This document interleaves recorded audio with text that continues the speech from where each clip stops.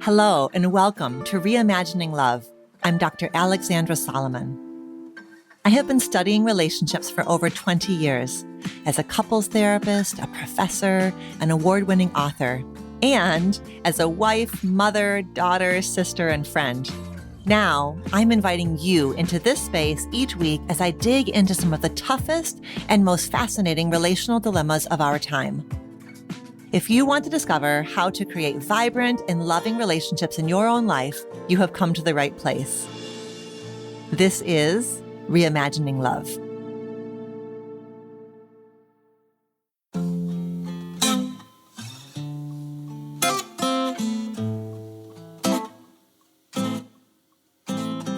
Hi there. Welcome back to Reimagining Love.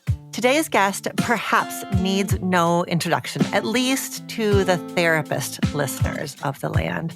She is the translator of Polyvagal Theory, bringing the scientific work initially started by Dr. Stephen Porges to the masses in a way that is so easy to understand and, more importantly, to integrate into our lives. As just one example of her huge impact, a term that she coined, glimmers, has gone viral on TikTok. She's also so important to my family, particularly to me and to my son, Brian, which I had the pleasure of sharing with her, as you'll hear at the top of our conversation. This wonderful woman is Deb Dana. Deb Dana is a clinician, a consultant, an author, an international lecturer on polyvagal theory-informed work, especially with survivors of trauma. And she's the leading translator of this scientific work to the public and to mental health professionals. Deb has written many books on polyvagal theory, including one of my favorites, Anchored: How to Befriend Your Nervous System Using Polyvagal Theory. Today, you're going to hear Deb take us through polyvagal theory over the course of our conversation, weaving in the three principles of neuroception, hierarchy of response, and co-regulation. You're going to learn about the states that our nervous systems go between and how these states feel and the types of thoughts and sensations that go along with each of these states. And you're going to learn that our ability to connect with the people around us is dictated by our biology. It's not cognitive, and it certainly is not random. I hope that by hearing how Deb Dana speaks of these states and by remembering that our body's goal is to keep us safe, it's going to help you feel more self-compassion and more understanding for how our bodies react to different cues, including noises, tone of voice, lack of context, etc., etc. Through the lens of polyvagal theory, helping our nervous systems and the nervous systems of those around us feel safe, that becomes the goal. And you're going to hear how that perspective has shaped Deb Dana's life and how it can shift the ways in which you approach your relationships too. And of course, you're going to hear about glimmers, including how to integrate a simple glimmer practice into your routine in order to further help the nervous system feel safe and primed for connection and curiosity and creativity. I'm very excited for you to learn from Deb Dana. Thank you, Deb, for making the time to be here today. It's really fun to finally get to do this together. Absolutely. So I want to start by talking to you a little bit about how much your work has meant to my family. Are you ready to receive? I could try. She's got her hands on her heart. She's ready. So I think I knew your name, around the clinician education circuit for a while, but I actually had not ever learned from you until the 2023 Psychotherapy Networker Symposium, where I joined your workshop, could not find a seat, sat in the back, and proceeded to be completely captivated for 2 hours straight and took pages and pages of notes and could just feel all these pieces clicking into place, even though I have a background in interpersonal neurobiology. Even though I've been at this for a while, it was like light bulb after light bulb, so much so that then when I flew home, the next day I drove our son back to college. He was I don't know, in his first or second year of college. And we spent the bulk of the drive on the way down with me talking through the presentation. He was fascinated. And we have begun to use a language that day we began to use a language of ventral and sympathetic and dorsal to talk about our internal experiences with each other. And it has been a game changer. Truly, truly. So I want to start by just expressing my thanks for what you opened up within our family system. Well, no, thank you. And that warms my heart because that is my goal, my passion is for people to begin to speak the language of the nervous system because your experience is the common experience. It changes the way we feel about ourselves, the way we look at others, the way we navigate the world. So thank you for sharing that. Absolutely. Absolutely. Thank you. I start with all of my guests by asking the reimagining love question. Are you ready for it? I am. Okay, Deb, how are you reimagining love in one of your important relationships these days? You know, when I heard that question, I had an internal moment of freeze, of oh my God, you know, that experience, that full body experience, because when I think about the word love, the first place I went was sort of that partnering, romantic sort of love, and I'm not in that place at the moment, nor am I, as my nervous system just told me. Clearly, I'm not ready for that place at the moment either. So Bob died a little over 2 years ago, and I'm just sort of coming back into finding a rhythm of what it's like to be me in the world, me, you know, without Bob in the world. So I think the reimagining love is this reconnection to myself in a new way. You don't go back to the way you were before. You find a new way forward. And I think I'm just beginning to dip a toe into that experience of oh, I can choose, right? I don't have to do all the things that I had to do in his last years of life. I can now make choice in a different way. And it's both exciting and it's also scary. And so that reimagining love has all of those flavors that come along with it. The sense of, oh, I'm curious.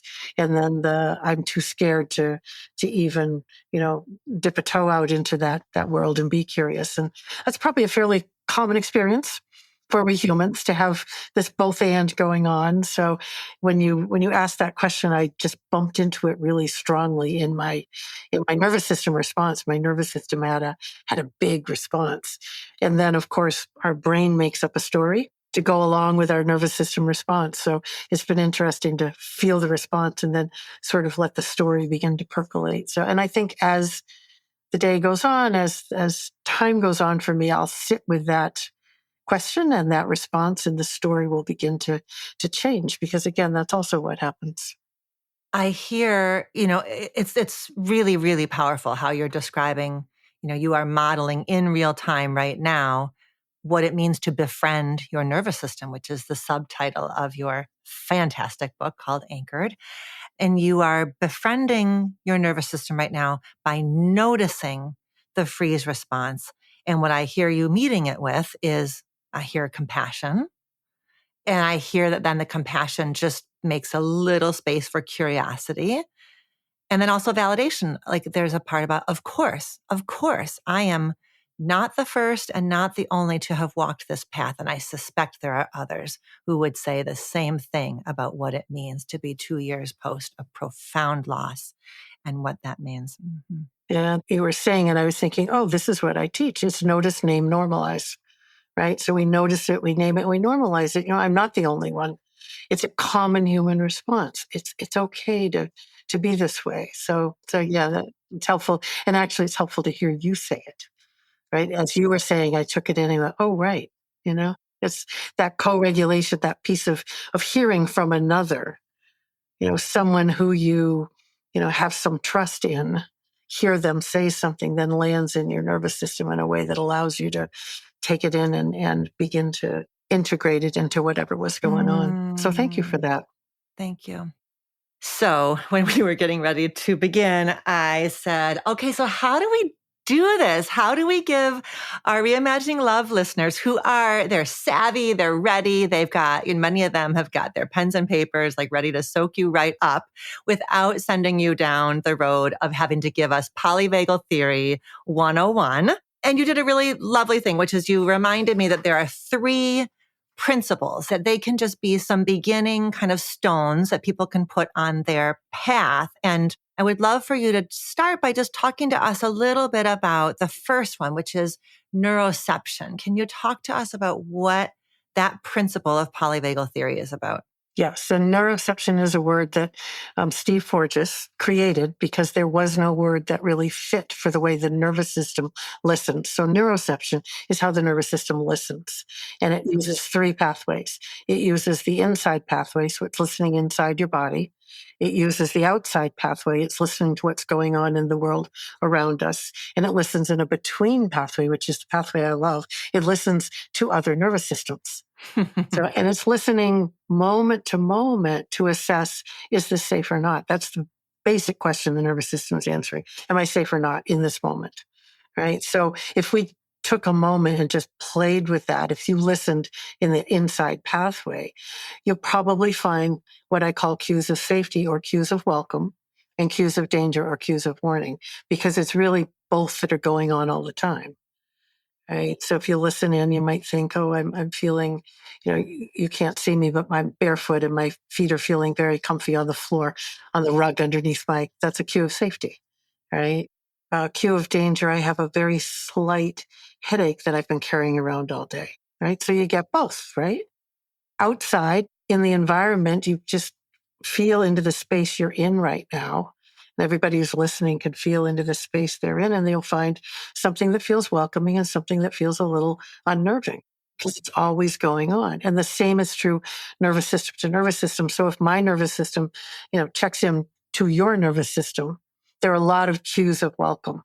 Right? I can feel it below the level of conscious awareness. It's not my conscious thinking about it. It's my nervous system's feeling the welcome, the sense of connection, right? And then a cue of danger, I'm just thinking as I feel in, there's a little bit of unease because you're unfamiliar to my nervous system still. We have not spent much time together, right? No. And so that's a common experience. So that you take what you find for the cues of safety, the cues of danger, and you say, do the cues of safety outweigh the cues of danger? Mm-hmm. Right? And if they do, we're ready to engage. We're ready to move through the world with a little bit of ease. But if the cues of danger outweigh the cues of safety, we're going to get pulled into some sort of a survival response. A friend of mine named Mo gave me one of my favorite compliments ever a couple of years ago. He said, you feel good in my nervous system. See, isn't that? I love that. Exactly. Yeah. And we want to remember when we don't feel good in someone's nervous system, it's because something is bringing a cue of danger to their system. And it may be something as simple as a way we move, a word we use, a tone of voice. So we want to not take it personally. Right? But boy, that comes up there's not a week that goes by as a couple therapist that I don't have some conversation with my couples about tone of voice. Exactly. Tone of voice is one of the things the nervous system listens to. And it listens to that before it listens to what you're saying. Content. It listens to how you're saying it. So it's intonation over information, right? And that is just the way the nervous system is wired. So if my tone of voice, if I get a little edgy in my tone of voice, you're going to have a hard time listening to what I'm saying. But I also hear you saying that it's not about blame. It is about just the data. Yeah. So if, we're working together and I'm having a hard time staying with what you're saying and I'm able to notice what's happening in my nervous system, I can talk about that. I'm having a flight response in my nervous system. And so it's hard for me to stay listening to what you're trying to tell me right now. Very different experience than me saying, I don't want to listen to you right now. Or your tone is really sharp. Right. Right. I want to talk about what's happening in my system. And then hopefully with trust that has built up or experience that has built up, then I can be curious about what you're sharing with me, and I can check in with my own nervous system. Yeah, when we have that landscape, that structure to work with, then you have a better chance of being able to say, oh, she's dysregulated, right? Let me check in and see what's happening in my system, and then we can have a conversation. All right, so that's the principle of neuroception, that the nervous system listens, and it listens. It is safety, danger. That is the central Yes. question. Only question? Well, that is where it starts. It starts with, am I safe or unsafe? Because its job is to make sure you survive. That's all its job is. It doesn't make moral meaning. It doesn't assign motivation. It doesn't do any of those things. It's simply an acts a response to make sure you survive in the moment. So then can you take us to the second principle, which is the hierarchy of response? Yeah, and it's perfect because neuroception moves you somewhere on the hierarchy. So it drives the place on the hierarchy. Your system can either move into regulation, into connection, right? If the cues of safety outweigh the cues of danger, you move into that place called ventral, right? That place of safety, connection, communication, possibility, all of these lovely things, creativity, curiosity, right? That's the top of the hierarchy, the newest part of our nervous system. And I think it's where our nervous system longs to be. I think every nervous system longs to find this place of safety and connection. I think inherently the nervous system knows how to help us get there. And once we begin to find that pathway, it will help us make the rest of the journey there. I've found that over and over in my own system and in my work. When we can't manage ventral, when the world feels too big, too much, too overwhelming, too loud, too much in some way, we move down the hierarchy. And the first place we all go is into sympathetic fight and flight. Right? That's the first survival response for we humans. And we all kind of know what that feels like. It's that cortisol, adrenaline that drives us, a flood of energy coming into our system. It's chaotic, disorganized, can't think. And in this place, I no longer care about connecting with you because my system is totally focused on survival. And we want to remember this is not a cognitive choice, it's a biological one. So it's not that I don't want to be in connection with you. I'm now biologically unable. And that's so important for us to remember. Biology has closed the door to connection. So sometimes sympathetic, mobilization, activation helps us manage whatever's going on and we come back to regulation, right? And then we can repair because sympathetic's messy. We have lots of ruptures there, right? We come back to ventral, we can make some repair. We can clean up the mess we made. Okay.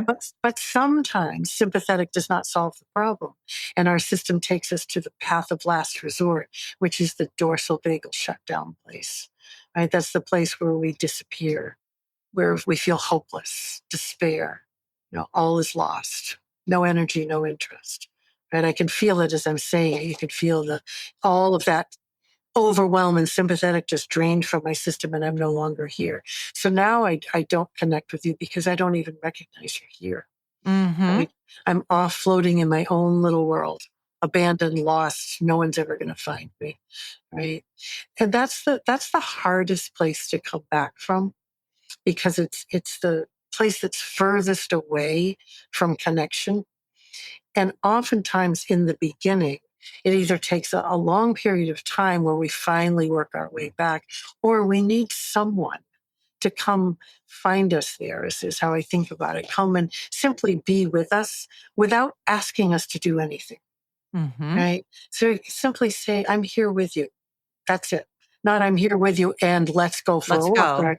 Yeah, but I'm here with you because that's what that nervous system that's in that state of hopelessness needs to know, not alone. Right. That's all it needs to know. So those are the three states. And the interesting thing for we humans is that we travel through those three states in small ways all the time. We go from ventral to sympathetic to dorsal to sympathetic back to ventral all the time. Right. And sometimes little ways, you might think about your day so far today. You might think, oh, I dipped into some sympathetic anxiety or anger, or I dipped into that place of where I was just going through the motions, but I don't really care. And then sometimes they come in big ways where we have this rage response or this panic that happens, or we go to this place where I have no energy to do anything and I could not care less about anything, right? And it's your nervous system just doing what it thinks it needs to do so that you will survive this moment.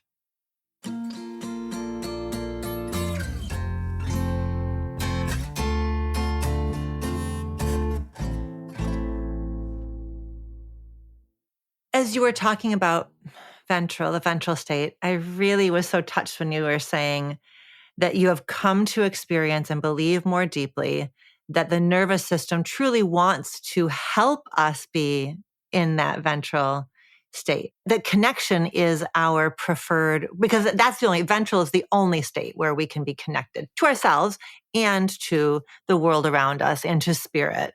And there's just such a hope and optimism about that. It really speaks to our capacity to heal and like sort of who we are, like who we actually are.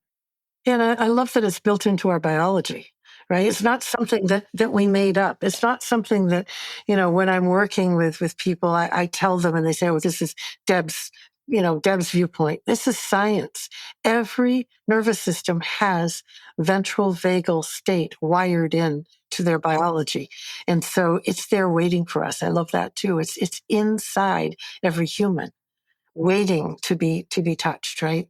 You truly have become like the translator of polyvagal theory into the mainstream, into clinicians' hands and into the mainstream. What do you think it was for you? What captured you about polyvagal theory? And then what do you think it is just sort of about you as Deb Dana that really has like kind of, why does this suit you so well? Because it suits you so darn well. Oh, thank you. What caught my interest is I read Steve's first book, which was a deep exploration, the science of polyvagal theory. And for me, it landed in a way that I thought, oh, this is important to know. Right. And I'm one of those people who, when I think of something, a theory, I think, oh, how do I bring this into my work with clients? And, as you probably do as well, our clients are our best teachers. They're our best collaborators, right? So my clients were all, very happy to say, can we try this? Can we try this? Right. And so some things worked and became part of what I teach, and other things were like, oh, why did I ever think that was going to work? And that, got thrown out. So, but it was, I've always loved the way the brain works. But when Steve added the nervous system, which actually informs your brain, so it comes before the brain, I thought, oh, now this is what I need to know. So that's what got me in the beginning. And I will say, I emailed Steve. No, I actually called Steve on the phone. It was back in those days.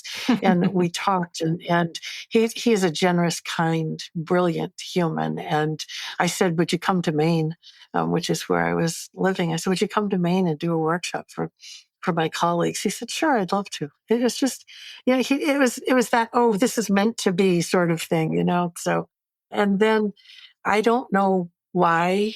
I still do wonder sometimes, because to me, it feels so simple, right? And so I often wonder why 9,000 other people didn't do the same thing, right? It's that sort of thing. I was creating this in my, I have a room over the garage in Maine, and then I was playing around with things, and I thought, maybe this would work. My longtime dear friend and assistant, we were just teaching together, and she said, do you remember when we did our very first training and you sat with me afterwards and thought, what do you think? Will anybody ever come again? Right. And so I look at it now, Oh, yeah. and I don't know. It just, for me, it's a way of life. Right. It's not a way of working. It's not a way of teaching. It's a way of living. And it has stood me in such good stead over the course of my life since I discovered it, and has helped me through many, many difficult times by really just, living, with the knowledge of what my nervous system is doing and appreciating how it keeps me going, and learning to listen when it's telling me that I need to stop or slow down.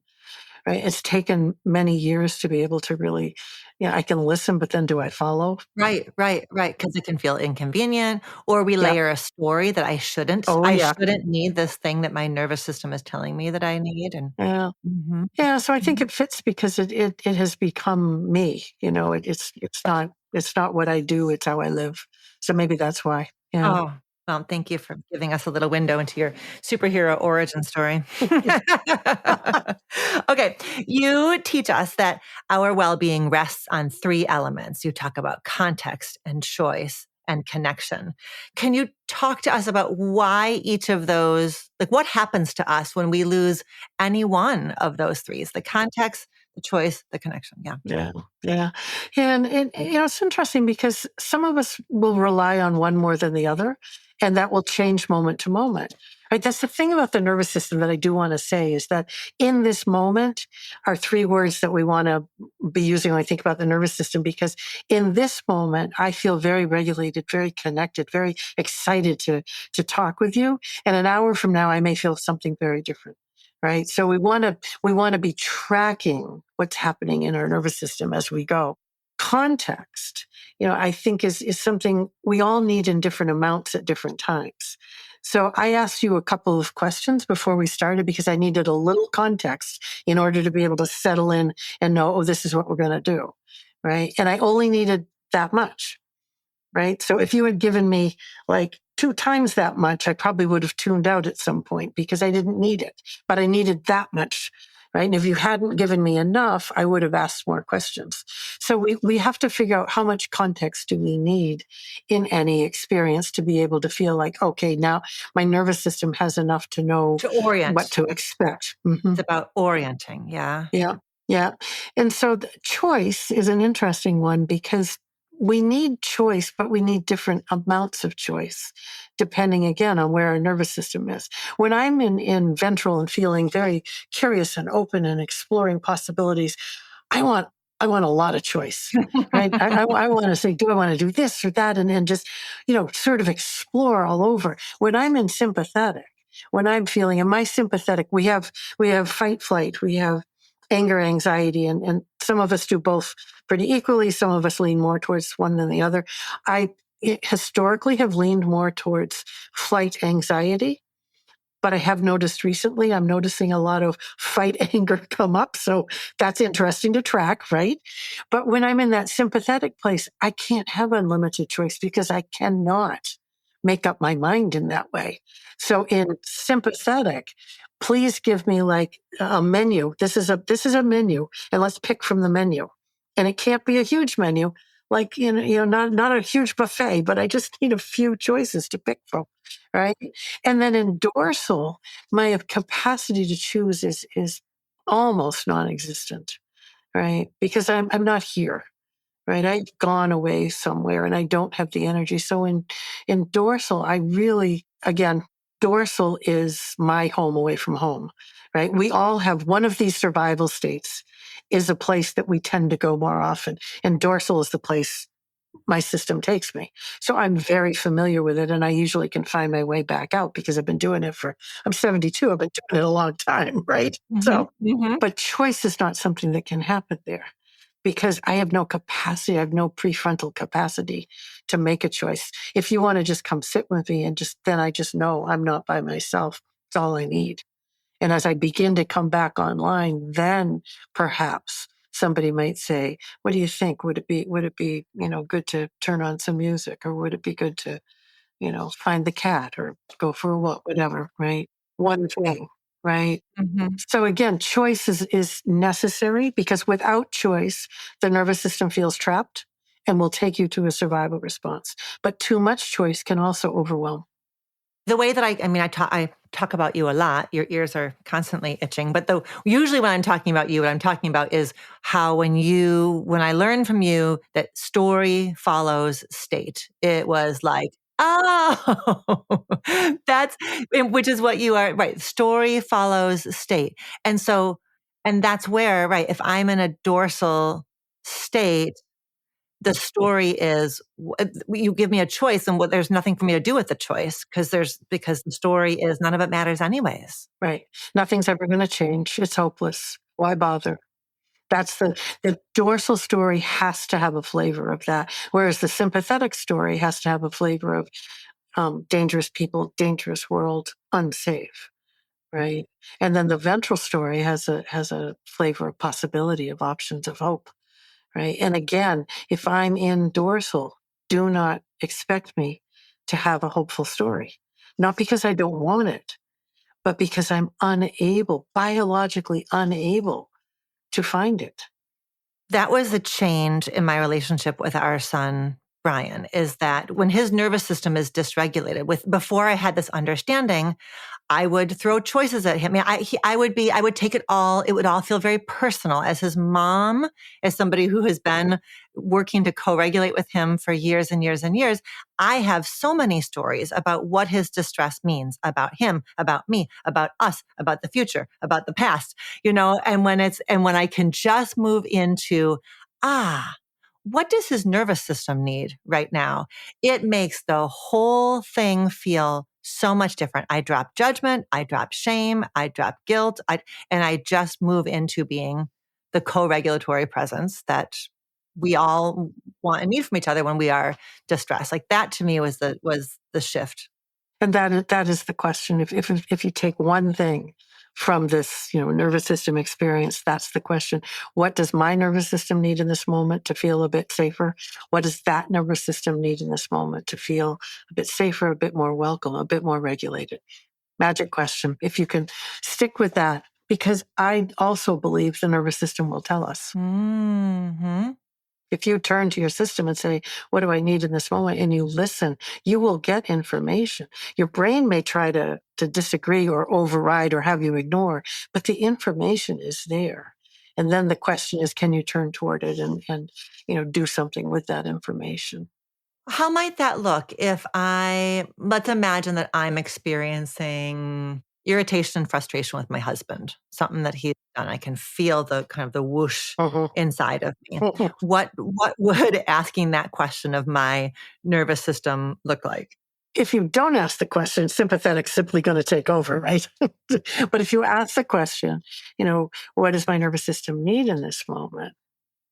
It's going to give you an action to take. You need to move away for a moment. You need to come with some curiosity. You need to find the way to regulate and then see what's happening. And then it's going to give you a broader answer as well. What does my nervous system need? Or the other question could be, what is it trying to tell me? Right? What's my nervous system trying to tell me? And it's got a message for you about this interaction with your husband, right? So for me, and I'll go to a physical place. And first, if I asked my nervous system, what does it need?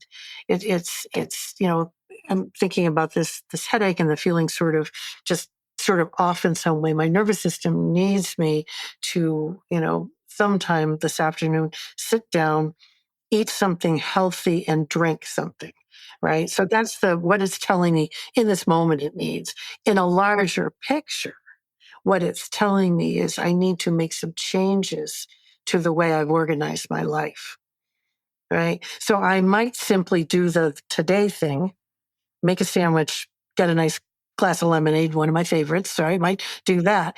And then tomorrow and the next day, the same thing happens over and over. Or I might be able to say, okay, what is it trying to tell me? And get the larger picture of it. It needs you to make a change in the way you've organized your daily schedule. And that, I think, is something we don't pay attention to. We take off running because the meaning making, the somatic data and the meaning making process are fused, right? We don't even notice that the meaning we've made of what, your colleague's behavior is or isn't, we've made meaning about that. And what we've missed is actually our nervous system has had no choice but to tell the kind of story that a sympathetic nervous system tells. Right. Right. Yeah. Yeah. And the interesting thing is, if you don't listen to your nervous system when it's speaking more quietly, it's simply going to speak louder and louder. It's going to take more and more intense action. And we see that in our own lives when we ignore what our system is trying to tell us. We can get very sick. We can get very dysregulated. We can suffer in all those ways. We see that in our friends and family, colleagues, people we work with. If they don't listen, if they don't turn toward and listen, nervous system is going to say, my job is to get your attention, and I'm going to do whatever it takes to get your attention.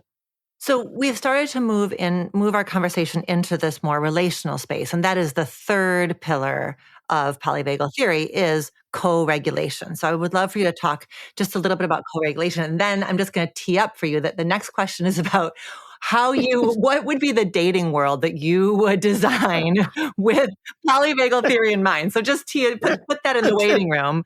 Yeah. Great. Yeah. Co-regulation also goes with that third C, the context choice, the connection piece, right? We are wired for connection, right? And for some of us, if our nervous system belief is people are dangerous, knowing that we're wired for connection and actually in order to thrive in the world, we have to connect with others, that can feel really dangerous and difficult. We want to sort of be gentle about how we think about, we have to find at least a safe other to have in our lives. And some of us want lots of people and some of us only want a few people, right? And there's no right or wrong here. There's the way that your nervous system feels nourished. My nervous system feels nourished with fewer people, right? I like a few deep friendships. I have friends who like a lot of people in their lives. No right or wrong, right? But we need people in order to have this reciprocity, right? This ebb and flow of care, right? And again, I think in relationships, it's important to remember that reciprocity is not I offer, you receive, and then you offer, I receive. It doesn't go that way, right? You may be in a place where you need for a while and I can offer. And then it leans back the other way where I need and you offer. And we have to feel that ability to offer when it's needed and then ask for and receive. Right. And I think in relationships that's hard because sometimes it feels like it's all going out and nothing's coming back. Right. And, when I worked with couples, I would, the one who was doing the offering was saying, I'm always the one. And I said, in this moment, you are because you're the one whose nervous system can find regulation and your partner's nervous system can't yet. But we are working towards it being able to. And when it can, they then will be able to offer back. Right. But it's not that they don't want to, they're unable. That's such a powerful shift because Yeah, it feels willful, right? It feels like deprivation. It feels like yes, willfulness. It feels like I'm abandoning myself by continuing to be the one. And when you reframe it through the lens of the nervous system, it drops the judgment, yeah, which yeah. helps the nervous system, right? A nervous system that feels judged about what it can't do is going to have a much harder time. Right. I mean, if I come to you with curiosity, I think curiosity is the first thing I look for. Compassion comes later, but if I come to you with curiosity, like, oh, tell me more, right? What's happening, right? And you feel my curiosity, your system feels safer, right? But if I come and say, what the heck are you doing now? Feel what happened to your nervous system, right? Right? Yeah, yeah. Judgment. It's judgment. Right. It's judgment. Right. And then you go further into a survival response. Right. So, yeah, when we understand, I think, the way the system works, we see people differently. Really, I think is what happens when you look through the lens of the nervous system, like you were doing with your son, you see differently. Absolutely. A lot of the stories and the judgments and the whys and the ifs, they fall away. And then we are better able to meet the moment.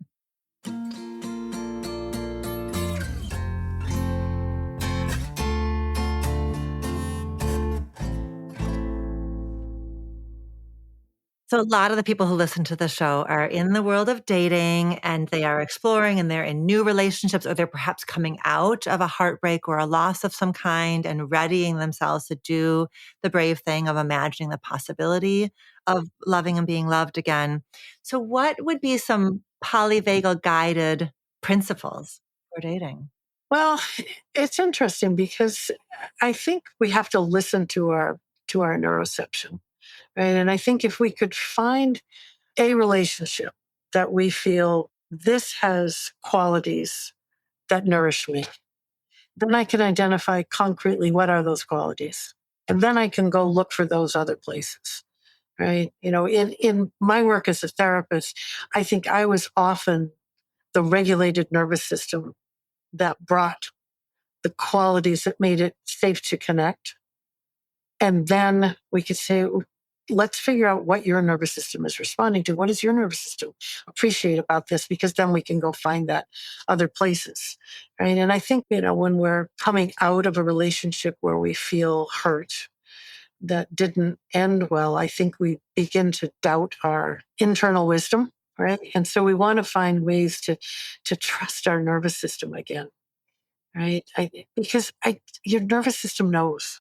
And so if you can begin to tune in and be curious, like, maybe wander around the world and connect with someone and think, how does my nervous system respond?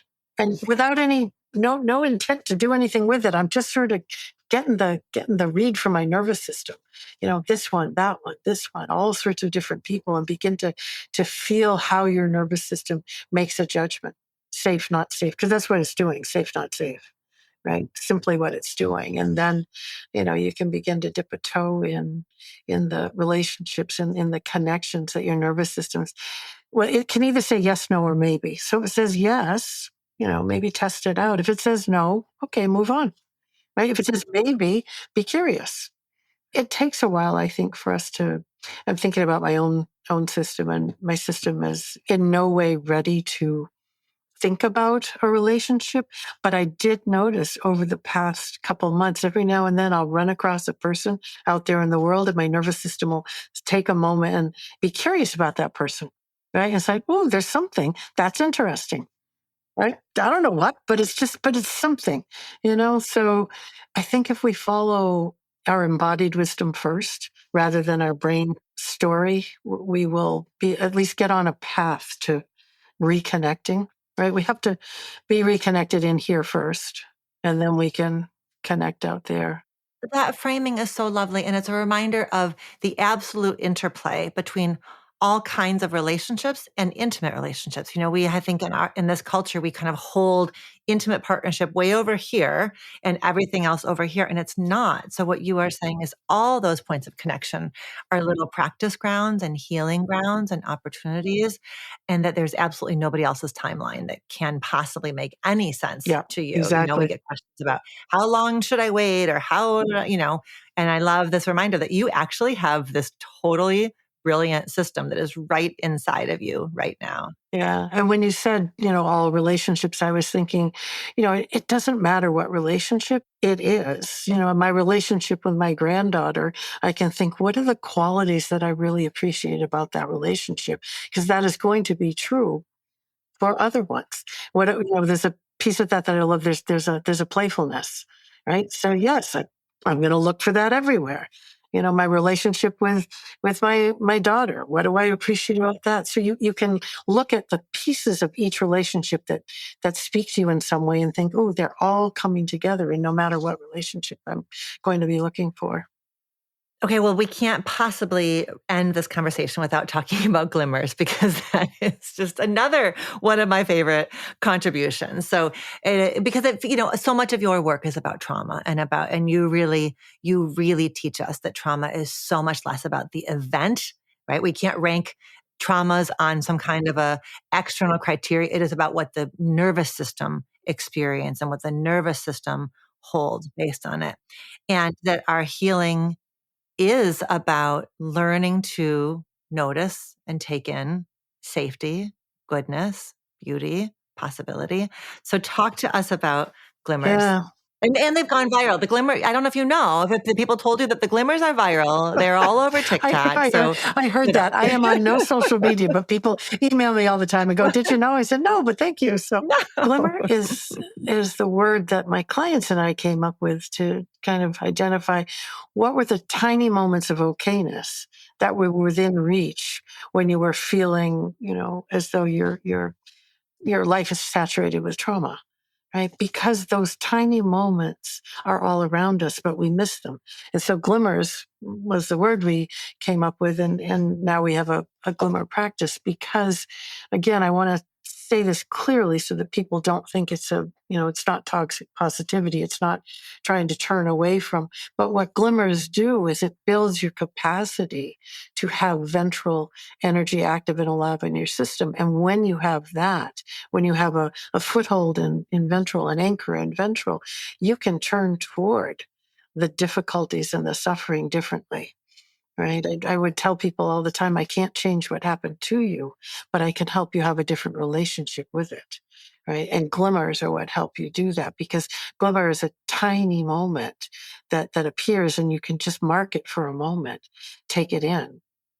And then the next time you see one, we begin to gather those glimmers. And the more glimmers you find over time, you have more capacity to find regulation.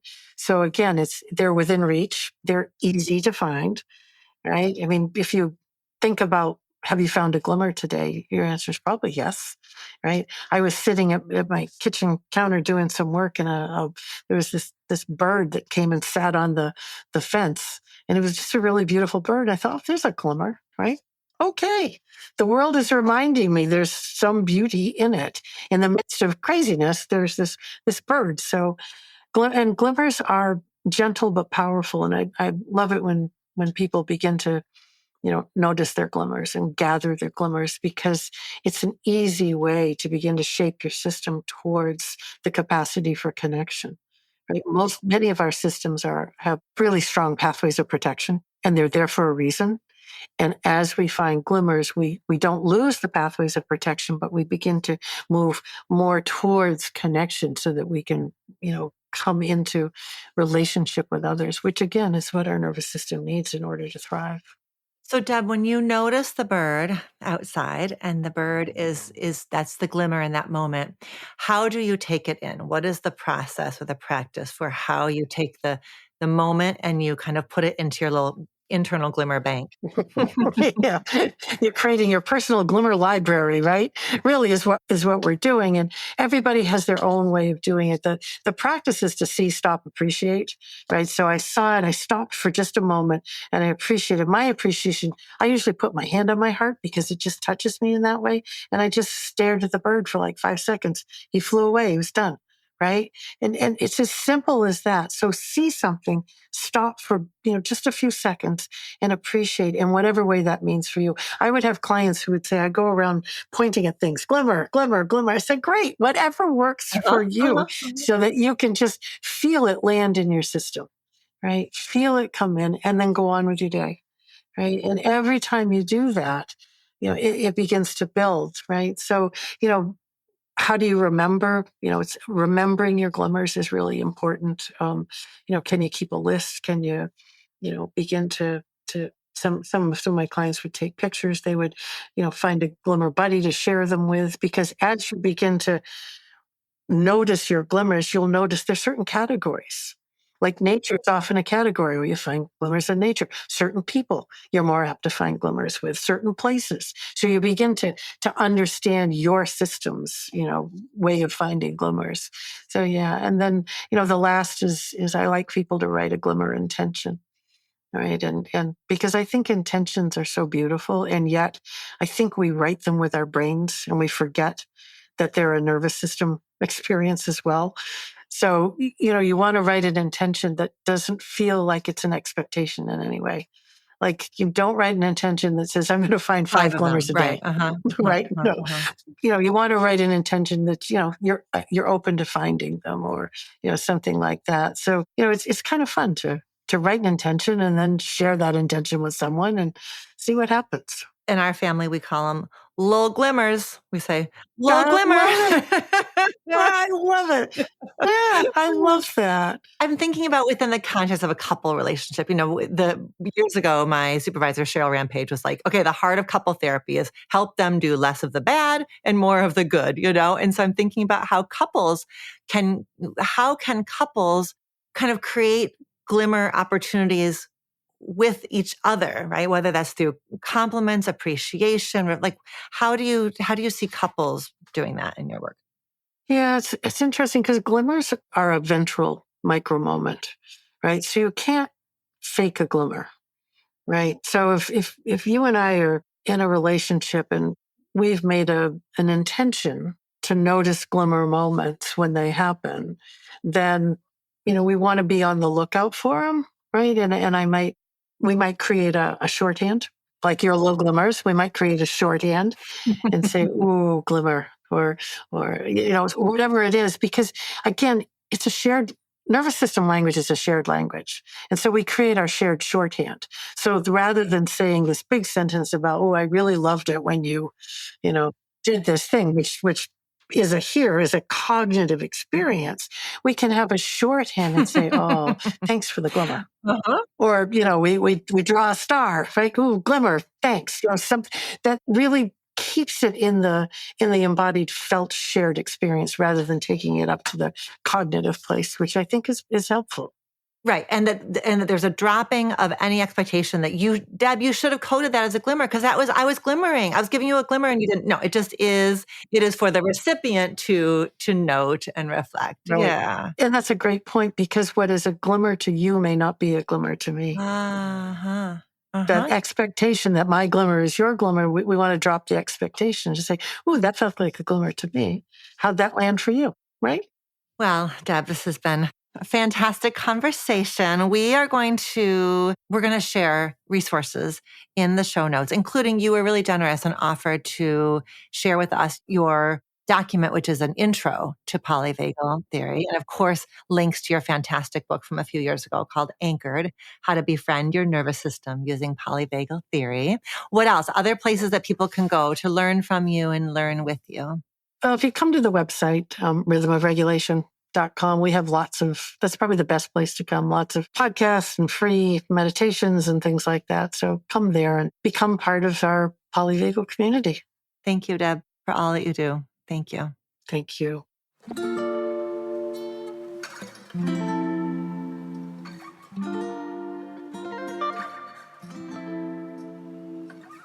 Thank you, Deb, for this wonderful conversation. This conversation has stayed with me in some really deep ways, and I suspect that it's going to stay with you as well. My favorite part of polyvagal theory is how it provides us with this amazing alternate explanation when either you or someone you love is not able to connect in a particular moment. And that reason is not one of the stories that our heads makes up, like because we don't want to, because we don't care. Rather, seeing through the lens of polyvagal theory offers me more understanding, more self-compassion, and I hope it does the same thing for you. Fun fact about Deb Dana, this is how much she walks her talk. When you email with Deb Dana, she signs her emails, sending you a glimmer. You're going to find more information about Deb Dana in our show notes, including the PDF that she so generously provided to us that has an overview of polyvagal theory. And now, if you can believe this, next week is our 200th episode of Reimagining Love. So I've got my husband, Todd, joining me as we answer your questions. I can't wait to see you there. Until next time, be well. Do you have a relationship question that you want answered on the show? Visit reimagininglove.com to send in a written or audio question. Questions can be about intimate partnerships, family relationships, friendships, you name it. If you're looking for more love and relationship content, you can find me on Instagram at dr.alexandra.solomon or visit my website, dralexandrasolomon.com, where you'll find my blog as well as the Intimate Relationships 101 e-course based off of the popular class I teach at Northwestern University. Thank you for listening and see you next week here on Reimagining Love.